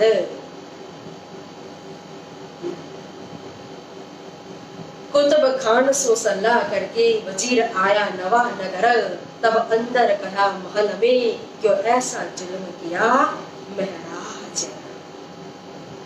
1 साल के बाद संधि करके बादशाह अपने वजीर को लेकर के वापस आए जामनगर। अब जामनगर में आने के बाद राज परिवार और वजीर परिवार, जो मंत्री परिवार थे, उन सब ने जो देखा अपनी आंखों से, वो सारी बात हकीकत बताई राजा को कि आपने तो बहुत बड़ी भूल कर दी है, गलती कर दी है। श्री महाराज का कोई अपराध नहीं था, और बिना अपराधी उनको आपने नजर कैद के अंदर रख दिया है, नजरबंद के अंदर रख दिया है। और हमने अपनी आंखों से देखा कि श्री जी, श्री महाराज कोई सामान्य नहीं है। यहाँ तो ऐसी ऐसी 1 साल तक लीला हुई है, इसलिए आप जल्दी से अब इनको नजर कैद से मुक्त कर दीजिए। एक तो घर लूट लिया और फिर बंद कर बैठा है, बरस रोज होने आया जो ऐसा जुल्म हो जाए। एक तो आपने उनका सारा धन भी लूट लिया, और दूसरी ओर कहो तो बिना अपराधी उनको 1 साल हो गए आज बैठे हुए प्रबोधपुरी में, तो बैठना भी पड़ा। अब सिताव छोड़ो इनको और देवो दिलासा इन, दई शिरो पाओ करो पठाओ, ये दिल की रहोगे जीना। अब जल्दी से इनको मुक्त कर दीजिए इस नजर कैद से, और इतना ही नहीं, इनका सम्मान कीजिए, इनको सिरोपाव पहनाइए, इनका जितना भी धन लुटा है उससे भी अधिक इनको दे करके इनका सम्मान कीजिए। तो जैसे ही सबने कहा, मंत्री परिवार ने, राज परिवार ने, राजा ने सब कुछ सुना। रानी ने कहा ये तो हमारे से बिल्कुल दुखी होकर के नहीं जाना चाहिए, नहीं तो पता नहीं हमारे ऊपर कौन सा संकट आ पड़ेगा, भारी पाप लगेगा हमें। तो बिल्कुल श्री महाराज दुखी न, उस तरह से उनका सम्मान कीजिए। तो राजा ने तुरंत तीनों भाइयों को नजर कैद से बाहर निकाला, और तीनों का सम्मान करते हैं, सिरोपाव पहनाते हैं। सिरोपाव मतलब कि उस समय अगर किसी को नजर कैद में रखा जाता है और निर्दोष साबित होता है, तो फिर उनको 5 वस्त्र पहनाए जाते हैं, भेंट दी जाती है। इस तरह से भेंट दे करके सम्मान करते हैं। और राजा ने साथ में जूनागढ़ के पास 5 किलोमीटर की दूरी पर एक निर्जल स्थान था, एक जगह थी, तो वो जगह भी बख्शिश के रूप में दी कि आप जाना और वहां जाकर के आप गांव बसाना, नया गांव, नई बस्ती वहां बसाना। इस तरह से प्रसन्न किया श्री महाराज को, उनका सारा धन भी दे दिया, साथ में दोनों भाई श्यामल दास को भी, उद्धव दास को भी कहो तो उनको भी सम्मान किया, उनको भी सिरोपाव पहनाया, और तीनों भाई को राजा ने विदाई दी। अब यहाँ से फारक भये 16 तरह के साल, वास्ते गाँव बसावने आई जूनागढ़ के हाल। अब सुंदर साठ को भी पता था कि श्री जी अप्सा के अंदर है, और अप्सा के अंदर कई प्रकार की लीला हो रही है, अलौकिक लीला, अखंड सुख मिल रहा है। तो सोचा था कि जिस दिन श्री जी बाहर आएंगे तो हमें भी वो श्रीमुख वाणी पढ़ने को मिलेगा, उस ज्ञान का रसपान करने को मिलेगा। अब श्री जी जैसे भी आए तुरंत ही सीधा बाहर निकल करके गए, कहाँ? चाकला मंदिर श्री बिहारी जी महाराज के पास। और बिहारी जी महाराज को ये वाणी दी कि देखो इस तरह से धामधनी की महल बरसी अवसा के अंदर ये ज्ञान प्रकट हुआ है। अब श्री महाराज ने जो वाणी दी, श्री बिहारी जी महाराज ने उस वाणी को देखा, पढ़ते गए और पढ़ते पढ़ते इन तो सुकनों में कया में लेऊ धनी अपना, तो इत बाकी क्या रहा भैया सुकनों की पहचान। सट ऋतु के वचन जब देखे पड़े तो बिहारी जी चौंक गए। जो विरह किया श्री इंद्रावती जी ने, और इंद्रावती जी ने जो दावा किया है सट ऋतु के अंदर, सही तू मेरा धनी ले बैठी कोई और न देख न हार, देख प्यू ले अपना तो तू कहिए सुहागिन नार। ये रतनबाई की वासना आपने मेरे धनी को लेकर के ऐसे जाहिर कर दिया है कि सदगुरु मेरे अंदर है, सुंदर साथ को आप ये मनवाते हो, लेकिन देखो अब तब मैं तो जानती थी कि मेरे अंदर ही मेरे धाम धनी है, अब दुनिया जानेगी कि सदगुरु महाराज कहाँ है, श्री महाराज के अंदर है कि बिहारी जी महाराज के अंदर है। अब लेऊ धनी में अपना तब तो कहियो सुहागिन नार कहा, सही तो मेरी बाई रतन मोहे मिले छबीले लाल, करी मुझे सुहागिन अब मैं भई निहाल। हे रतनबाई की वासना अब तो मैं सुहागिन बन चुकी हूँ, लाल रंग के अंदर अब रंग चुकी हूँ, नैचल सुख अखंड आनंद के अंदर मैं तो चिलना करती हूँ। जब एक एक वचन को पढ़ रहे बिहारी जी महाराज, ये सेवा कंठ माला घालो तिह सनंदनी, पोपट करू निलड़े पाख, प्रेम तना पंजरा माए गाली हूँ था साख नेत्राक। तो समझ गए कि इंद्रावती जी ने तो अपने प्रेम रूपी पिंजरे के अंदर सतगुरु महाराज को रख लिया है। हवे जेम नचो तेम नाचो मारा वाला, आव्या छो इंद्रावती ने हाथ कह दिया, इंद्रावती जी ने सीधा दावा कर लिया, अब तो आप इंद्रावती जी के हाथ में आया हो। हे धनी अनेक वासना वो तमे ओलखी पर मैं ओलख्यो धाम धनी, मैंने तो स्वयं धाम धनी की पहचान कर ली। ये वचन को देख करके इन सुकनों की पहचान हो गई बिहारी जी महाराज को कि सुंदर साथ ये वाणी पढ़ेंगे तो सबको पहचान हो जाएगी कि सदगुरु महाराज तो श्री जी के अंदर उनके दिल में विराजमान है। तो इसीलिए श्री बिहारी जी महाराज ने उस समय उस वाणी को जाहिर नहीं होने दिया। अब श्री जी को जो जगह मिली थी, जो गांव बख्शिश रूप में मिला था, उसी को बसाने के लिए श्री जी निकले यहाँ से विक्रम संवत 1716 में। अब जा रहे जूनागढ़, क्योंकि जूनागढ़ के पास में ही 5 किलोमीटर की दूरी पर यह गांव था जिसका नाम है जोशीपुरा गांव। अब श्री जी यहाँ से निकले जामनगर से और चलते चलते जा रहे थे। बीच में दोहराजी गांव आता है और वहां एक नदी थी और नदी के दूर कहो एक वृक्ष था, वृक्ष के नीचे आराम करने के लिए, विश्राम करने के लिए श्री जी बैठे थे। और इस समय एक कन्या जो है जिनका नाम था श्री तेज कुमारी जी, वो अपने पिता के साथ हो तो यहाँ से निकलती है। और जैसे ही श्री तेज कुमारी जी ने देखा श्री जी को तो तुरंत उन्होंने पर्दा कर दिया, घूंघट निकाल दिया। जब पिताजी ने पूछा कि आपने घूंघट किसका निकाला है, तब श्री तेज कुमारी जी ने कहा कि यह जो वृक्ष के नीचे जो बैठे ना, यह मेरे पूर्व जन्म के पति देव हैं। पिता को आश्चर्य हुआ कि अभी तो इस मेरी कन्या का कहो विवाह भी नहीं हुआ है, शादी भी नहीं हुई है, और ये कह रही कि ये मेरे पति देव है, फिर ये तो पूर्व जन्म की बात कर रही है। फिर आए श्री जी के पास और आकर के पूछा कि आप कौन हो, कहां से आए हो, क्या है? मेरी बेटी कह रही आप उनके पति देव है।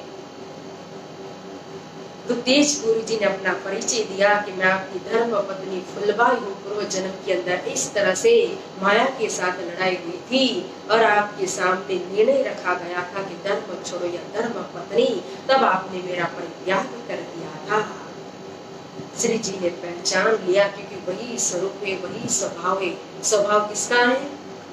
स्वयं श्री अमलावती जी का। तो ये अमलावती जी की वासना को परख लिया श्री जी ने, तो तुरंत अमलावती की वासना को अपना लिया। या तेजपुरी जी को नहीं, अमलावती की वासना को अपनाया कि पहले भी फुलबाई के तन में वो निर्दोष थी और अभी भी तेजपुरी के रूप में आए हैं, इस समय भी वो निर्दोष है। और इस समय कहो तेजपुरी जी की उम्र जो है, तो कोई मानते 5 साल की उम्र है, कोई कहते 7 साल की उम्र होगी, कोई कहते 4 साल की उम्र होगी। 1712 में सदगुरु स्वरूप अंतर्ध्यान हुए। फिर उसके बाद को तो दूसरी लड़ाई हुई थी, जिसमें फुलबाई को अपना शरीर परित्याग करना पड़ा। और 14 में मेला करने के लिए तैयार हुए, तो 2 साल के अंदर ही फुलबाई ने शरीर छोड़ दिया। और समझ लो 14 में छोड़ा है, या 16 में फुलबाई फिर मिल रही अमलावती की वासना तेजपुरी के रूप में फिर आ गए। तो कितने साल में? 14, 15 और 16। अगर 13 में मेला हुआ हो, चलो समझ लो कि ये युद्ध, ये लड़ाई हुई 13 के अंदर, तो 4 साल। लेकिन 4 साल की ये बालिका या कन्या नहीं है। इस समय श्री तेजपुरी जी की उम्र कहो तो एक पंजाब की जो वितक है, उन वितक के अंदर जो जन्म तिथि लिखी हुई है 1699, उस हिसाब से कहो तो 17 साल की उम्र है श्री तेजपुरी जी की, शादी की ही उम्र थी।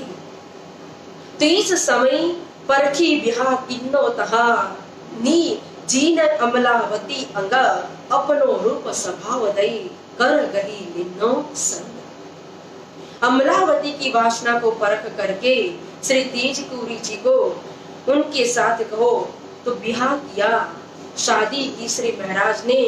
और फिर आगे जाते हैं, दोहरा जी को छोड़ करके फिर जूनागढ़ में पहुंचते हैं। इस समय तेजपुरी जी को रखा गया दोहरा जी के अंदर ही, और खुद आए गांव बसाने के लिए जूनागढ़ के अंदर।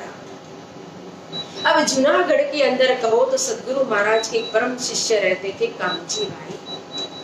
तो कांजी भाई ने भी मदद की। एक निर्जल स्थान है और वहां सब बस्ती को बसाना है, और किसी को भी किसी भी प्रकार की कोई तकलीफ न हो, पूरी सुविधा करनी है, तो सभी जुटे हुए थे। और समय भी लगता है, तो गांव बसाते बसाते 2 साल निकल गए। अब विक्रम संवत पहुंचा 1718। और फिर एक समय ऐसा आया कि कांजी भाई और उनके जो सेठ, जिनके वहां चाकरी करते थे, नौकरी करते थे, तो उनका नाम था हरिजी व्यास। वो हरिजी व्यास ब्राह्मण थे, पंडित थे, वेद पुराण शास्त्र के जानकार थे, विद्वान थे। और अचानक एक दिन कहो तो उनकी तबीयत खराब हुई और मरणावस्था में पहुंच गए। और सेठानी को लगा कि अब तो ये रहने वाले नहीं है। तो मान्यता, पहले के समय में ये सब कुछ बहुत मानते थे कि 4 पाई के ऊपर अगर जान जाएगी, जीव जाएगा, तो अधोगति की तरफ जाएंगे। तो अंतिम में जब अंतिम समय आता है तो नीचे ले लेते हैं। तो इन हरिजी व्यास को भी सेठानी ने 4 पाई से नीचे जमीन पर लिटा दिया। और अंतिम समय जब होता है तो उस समय जो दान किया जाता है, जिनका नाम है आतुरी दान, तो इस दान की भारी महिमा है। तो सेठानी दान करने लगी, और चाकर थे बेचारे कांजी भाई, वो भी दौड़ धूप कर रहे हैं और धन लुटा रहे हैं। इतने में अचानक हरिजी व्यास की आंख खुली, वो होश में आए, सुध आ गई, और देखा कि मेरे पीछे तो अंतिम जो दान किया जाता है वो दान कर रहे। तो ये देख करके उनको बड़ा गुस्सा आया और कहने लगे, क्यों मोहे दान करावत जमपुरी का साधन, मैं नहीं इनका मेरा क्यों कल्पावो मन। अरे यह सब क्या हो रहा है? किसने बताया, किसने कहा इस तरह से दान पुण्य करने का? और आप मुझे दुखी कर रहे हो दान दे करके, तो क्योंकि यह सब तो स्वर्ग का साधन है, जमपुरी का साधन है। लाठी तीर लोको पर संजमपुरी सिरदार, जो जाने नहीं जगदीश को तीन सिर जम की मार। तो फिर मेरे से भी बढ़कर के कौन आया ये सिखापन देने वाला, दान करने वाला? जाको में ना कया सुहा न कही किन, इन दोए बात की दाज रह गई मेरे मन में। आज दिन तक जिस बात को मैंने हाँ कह दिया है, उसको ना कहने वाला कोई विद्वान मुझे मिला नहीं है, और जिसको मैंने ना कहा है उसको हाँ कहने वाला कोई मुझे मिला नहीं है। मतलब कि मेरे जितना ज्ञान तो किसी के पास है नहीं, किसी ने मुझे कहो तो आज दिन तक परास्त नहीं किया है। ये तो सुकन सोई कहे जो रहे वासना धाम, क्यों ये जीवता रहे या के बुरे मनोरथ काम। अब कांची भाई ने ये वचन सुन ले कि जाको में हाँ कही ताको ना न करे कोई, मैं नहीं से इनका क्यों कल पाओ मेरा मन। तो कांजी भाई को लगा कि ऐसे वचन तो परमधाम की वासना ही अपने मुख से बोल सकती है कि मैं इस इंडका इस ब्रह्मांड के अंदर का नहीं हूँ, तो क्या ये परमधाम की कोई वासना तो नहीं है। तो यहाँ परखने वाले भी श्री जी स्वयं पास में ही बैठे हैं जोशीपुरा गांव के अंदर।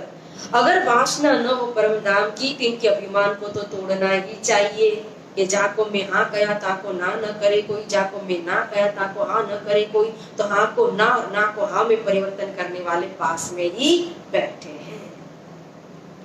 तो विचार करके स्वयं आए श्री जी के पास और कांची भाई ने सारी बात बताई, किस तरह से हमारे सेठ जी मरणावस्था में पहुंचे थे और इस तरह से बोलने लगे, तो शायद परमधाम की कोई वासना भी हो। तो श्री जी ने कहा उनकी अच्छी तरह से सेवा करना, जब उनका स्वास्थ्य ठीक हो जाएगा तो मैं स्वयं आऊंगा और उनसे चर्चा करूंगा, फिर पता चल जाएगा कि शर के अंदर के है या अक्षर से भी पार परमधाम की वासना है। जब हुक्म हुआ श्री जी का तो कांजी भाई सेवा करने लगे अपने सेठ जी की, हरि जी व्यास की, और इतनी अच्छी तरह से सेवा कर रहे, बाजार से नई नई तरकारी ला करके, अच्छे से भाजी ला करके और खिला रहे हरि जी व्यास को। दिन प्रतिदिन उनका स्वास्थ्य भी ठीक होने लगा और एक दिन सेठ जी ने प्रसन्न होकर के कहा कांजी भाई से कि जो 1000 रुपया दे वही मेरा जी न तीनों पर, तेरी तरकारी की सेवा से खुशहाल हुआ इन पर। हे कांजी भाई, मुझे 1000 रुपया देकर के भी कोई प्रणाम करेगा ना तो भी मैं उतना खुश उनके ऊपर नहीं होगा।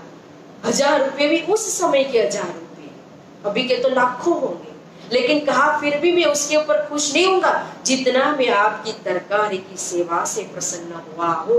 मांगो मांगो क्या चाहिए, जो इच्छा है मांगो, धन चाहिए, पैसा चाहिए, जमीन चाहिए, मकान चाहिए, गाड़ी चाहिए, जो मांगोगे मैं आपको दूंगा। कांजी भाई ने कहा सेठ जी पहले आप बिल्कुल ठीक तो हो जाइए, आपसे नहीं मांगूंगा तो किससे मांगूंगा, लेकिन समय आने दीजिए। अब सेठ जी प्रसन्न थे तो और हरि जी व्यास जी की सेवा करने लगे और खुश करने लगे कांजी भाई, और दिल लगा करके सेवा करने लगे। और एक दिन बिल्कुल वो स्वस्थ हो गए, निरोगी हो गए, ठीक हो गए। फिर सेठ जी ने कहा कांजी भाई से कि मांगो मांगो क्या चाहिए, धन संपत्ति जो इच्छा हो मांगो, आपकी इच्छा में अवश्य पूरी करूंगा। तब कांजी भाई ने कहा कि अगर आपको कुछ देना ही है तो मैं इतना मांगता हूँ कि मेरी सेवा के बदले में मेरे एक परिचित विद्वान है, साधु है, वो पास में ही बैठे हैं और उनको आपके पास से चर्चा सुननी है, ज्ञान लेना है, तो आप मेरी सेवा के बदले में उनको चर्चा सुना दीजिए। इतना सुनते हरि जी व्यास तो और खुश हो गए और कहने लगे शाबाश कांजी तुझको, क्या ते मांगा मुझसे, एक तो किया सेवा मैंने, फिर चर्चा सुनाने को। आपने मांग मांग करके भी क्या मांगा, इस समय तो जो चाहते वो मांग सकते थे, आपके पास बहुत एक मौका था, अवसर था धनवान बनने का, लेकिन आपने मांगा तो क्या, चर्चा सुनाने को। एक तो सेवा से राजी किया और दूसरे कहो तो चर्चा ही सुनाने के लिए मांग लिया, तो और खुश कर दिया आपने तो मुझे। कहाँ है लेकर के आओ, मैं उनको जरूर चर्चा सुनाऊंगा। फिर श्री जी के पास गए कांजी भाई और श्री जी को लेकर के आते हैं। श्री जी की और हरि जी व्यास जी की मुलाकात होती है। पूछी खबर उन इनको, कहाँ बसो तुम साध, कया हम तो है परदेश के, सुनिया तुम्हारा होता अगाध। हरि जी व्यास ने पूछा कि हे साधु आप कहाँ से आए हो, कहाँ रहते हो। श्री जी ने कहा मैं तो परदेश से आया हूँ और आपकी बहुत ही चर्चा सुनी है, नाम सुना है, इसलिए आपसे चर्चा सुनने की इच्छा है। किससे चर्चा सुननी, गीता से, वेदों से, शास्त्र से, पुराणों से, कहो मैं उसी से कथा करता हूँ। कहा मुझे तो श्रीमद् भागवत की कथा सुननी है। तो पास में एक मकान भी दे दिया श्री जी को रहने के लिए और चर्चा भी सुनाने लगे। अब रोज आकर के श्री जी बैठते हरि जी व्यास के पास चर्चा सुनने के लिए, और समय मिलता है तो दिन में जा करके अपना काम भी करके आते हैं गांव बसाने का।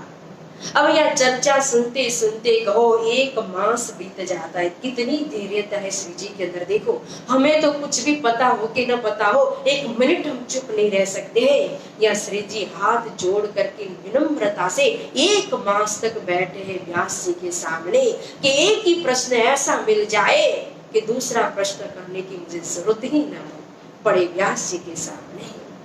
और 1 मास के दरमियान फिर एक प्रसंग आ गया कथा के अंदर कि एक हीरा का मंदिर ताको बड़ो विस्तार, 84 लाख जोजन ताको करो विचार।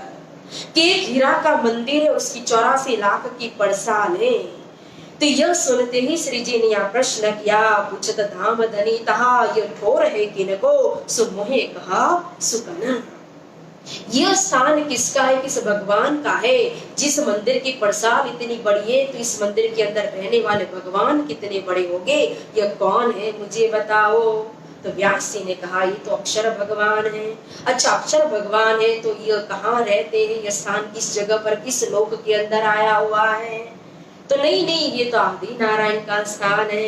अच्छा आदि नारायण का स्थान है तो यह कहाँ पर आया हुआ है, ऊपर है नीचे उत्तर पूर्व पश्चिम दक्षिण में किस जगह पर है। क्योंकि 14 लोग 5 तत्व सब कुछ तो प्रलय के अंदर खत्म हो जाता है। आप कहते हो कि क्षीर सागर के अंदर, तो ये क्षीर सागर कहाँ आया हुआ है। अरे मुझे आप बताइए, छिपाइए नहीं कुछ भी, मेरे ऊपर कृपा कीजिए और मुझे इस प्रश्न का जवाब दीजिए। बड़ी विनम्रता से श्री जी हाथ जोड़ करके प्रश्न कर रहे हैं। अब व्यास जी के पास कोई जवाब ही नहीं है। कभी कहते शर का है, कभी कहते अक्षर का है, कभी कहते आदि नारायण का है। और जब कोई जवाब नहीं मिला सभी भगवान का नाम लेने के बाद, तो कहा कटु वचनाचार्य को इनो ऐसी लिखे सुकन, तो मैं इन्हें क्या करूं, क्या निशा करूं मौलिना। फिर विद्वानों के ऊपर उंगली उठाने लगे।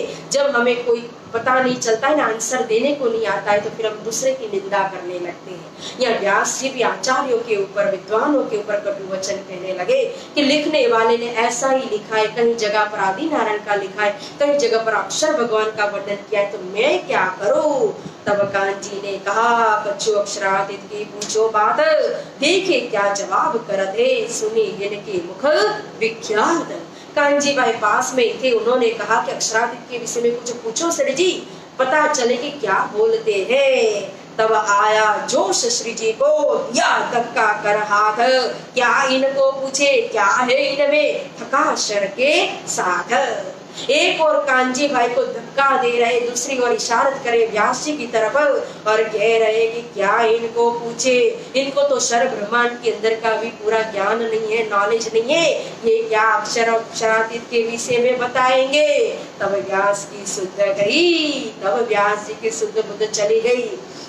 ये मेरे पास 1 मास से हाथ जोड़ करके बैठने वाले, कथा चर्चा सुनने वाले, ये कोई सामान्य व्यक्ति नहीं है। फिर तो श्री जी ने श्रीमद् भागवत भी ले लिया और फिर समझाने लगे, सुनाने लगे। चरण पकड़ लिए व्यास जी ने, हमको पठाए हक दे, तुमको राखे तीन, जिन पर मेहर भगवान की, गुमान भान करे रोशन। श्री जी एक एक बात बता रहे और कह रहे देखो मुझे परमात्मा ने तेरे पास भेजा है, क्योंकि परमात्मा किसी के गुमान को सहन नहीं कर सकता है। भगवान तो अपने भक्त के अहंकार को ही खाते, उनके विकारों को दूर करते। याद करो अंतिम समय में आप क्या बोल रहे थे, जाको में हाँ कही ताको ना न करे कोई, जाको में ना कहा ताको हाँ न करे कोई। तब व्यास वचन कहे, हे भगत राज, मैं कया यो कर मेरा अर्थ तारी न काज। तब उनके चरण पकड़ करके व्यास जी हाथ जोड़ करके कहते कि मेरे कहने का मतलब ही यही था। मैं भी चाहता था कि कोई मुझे ऐसा व्यक्ति मिले, ऐसा विद्वान मिले, ऐसा महापुरुष मिले, ऐसा ब्रह्म स्वरूप कोई आए और मेरे अभिमान रूपी काले कुत्ते को लाठी मार करके भगा दे, मेरी आत्मा को जागृत कर दे, मुझे ज्ञान दे, मेरे अभिमान को चकनाचूर कर दे। इसीलिए मैंने कहा था शीस नमायो चरण तर, तुम हो ब्रह्म स्वरूप, मेरो मेटन गर्व तुम धरी आए निज रूप। आप तो स्वयं ब्रह्म के स्वरूप हो, जो स्वयं मेरे घर रूप बदल करके मनुष्य तन में आए हो, मेरे कार्य सिद्ध करने के लिए, मेरे अभिमान को दूर करने के लिए। और हे भगत राज, हे ब्रह्म स्वरूप, मेरा भी इसमें कोई दोष नहीं था मेरे अभिमान के अंदर, क्योंकि मैं जीव उन गुल्लर में का नहीं मेरा और गुल्लर, आगे पंडित में सब जीते हारा न काहू सर बर। मैं जीव उन गुल्लर में का, एक गुल्लर का वृक्ष होता है, उस वृक्ष के ऊपर बहुत सारे गुल्लर होते हैं, और एक गुल्लर के अंदर कहो तो असंख्य जीव होते, जीवड़े होते हैं। लेकिन वो एक जीवड़े को, एक सूक्ष्म जीव को क्या पता कि ऐसे ऐसे गुल्लर तो इस वृक्ष के ऊपर बहुत हैं। तो मैं भी 84 लाख गुल्लर भरने का तो एक जीव हूँ, तो मुझे क्या पता। इसीलिए अच्छा हुआ आप आए, मेरे ऊपर परमात्मा की मेहर हुई, आप स्वयं ब्रह्म स्वरूप मेरे घर आए, आपके चरण कमल प्राप्त हुए। अब मेरी आत्मा को जागृत कीजिए, मेरे अभिमान को आपने धन्य दूर कर दिया, अब मुझे ज्ञान दीजिए। श्री जी ने उनको समझाया, अक्षर ब्रह्मांड के अंदर की सारी हकीकत समझाई, अक्षर भगवान के अंदर की सारी हकीकत समझाई। सतलोक, वैकुंठ लोक कहो, श्वेत द्वीप कहो, पुष्कर द्वीप के विषय में समझाया, सबलिक ब्रह्म, व्याकृत ब्रह्म, केवल ब्रह्म, सत्स्वरूप के विषय में अक्षर पुरुष की पहचान कराई, और अक्षरातीत की पहचान कराते तो सर अक्षर अक्षरातीत का ज्ञान देते। इस तरह से उनको जीव की जागृति की, लेकिन परम धाम का अंकुर नहीं था, इसीलिए पूरी तरह से श्री जी की फिर भी पहचान कर नहीं सके, संबंध को नहीं पकड़ सके। तो जिनका जितना नसीब में होता है उतना ही मिलता है, तो यहाँ बिना संबंध ना पाइए कोटि करो आचार। तो सदमन के मुताबिक हरिजी व्यास ने भी कहो तो ज्ञान प्राप्त किया, समझ प्राप्त की, और उतनी ही श्री जी की पहचान की और उतना ही लाभ लिया। अब श्री जी यहाँ से फिर वापस आते हैं गांव बसाने के लिए, और फिर उनको इल्हाम होगा और वापस जामनगर आएंगे, और जामनगर से वापस जाएंगे अहमदाबाद, जहाँ प्रबोधपुरी में बैठेंगे, जहाँ चौथी लड़ाई होगी माया के साथ, जो हम श्रवण करेंगे। बोलो श्री सद्गुरु महाराज की, श्री प्राणनाथ प्यारे की। चौपाई दोहराते हैं।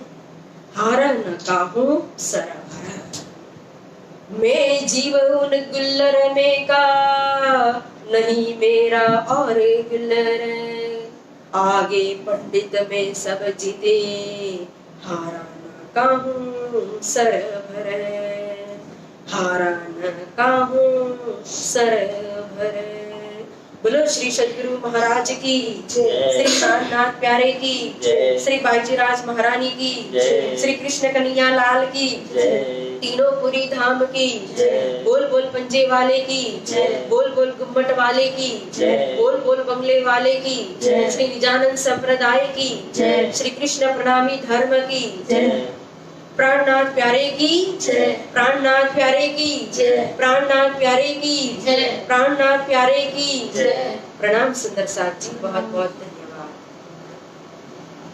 अर्जी पिया तुम हो तैसी की जियो, मैं अर्ज करूं मेरे पीर जी, हम जैसी तुम जिन करो, मेरा तलफ तलफ जाए जीव जी। जीवड़ा तो जीवे नहीं क्यों, मीठे दिल की प्यास जी, तुम्हें बिना मैं किनसो कहूँ पिया, तुम्हें हो मेरी आस जी। आस वीरानी तो मैं तो करूँ पिया, जो कोई दूसरा हो जी। सविध पिया जी सामरत दिन, रैन जात रोए रोए जी। जन्म दे जो हमने पति पिया, सो तुम देखत की जी। जब तुम्हें आप दिखाओगे, तब देखूंगी नैनन भर जी। ये पुकार पिया जी सुन के, अब दिल करो अब जीन जी। क्षण क्षण खबर जो लीजियो, मैं अर्ज करूँ दुल्हन जी। हे दिया रज में तो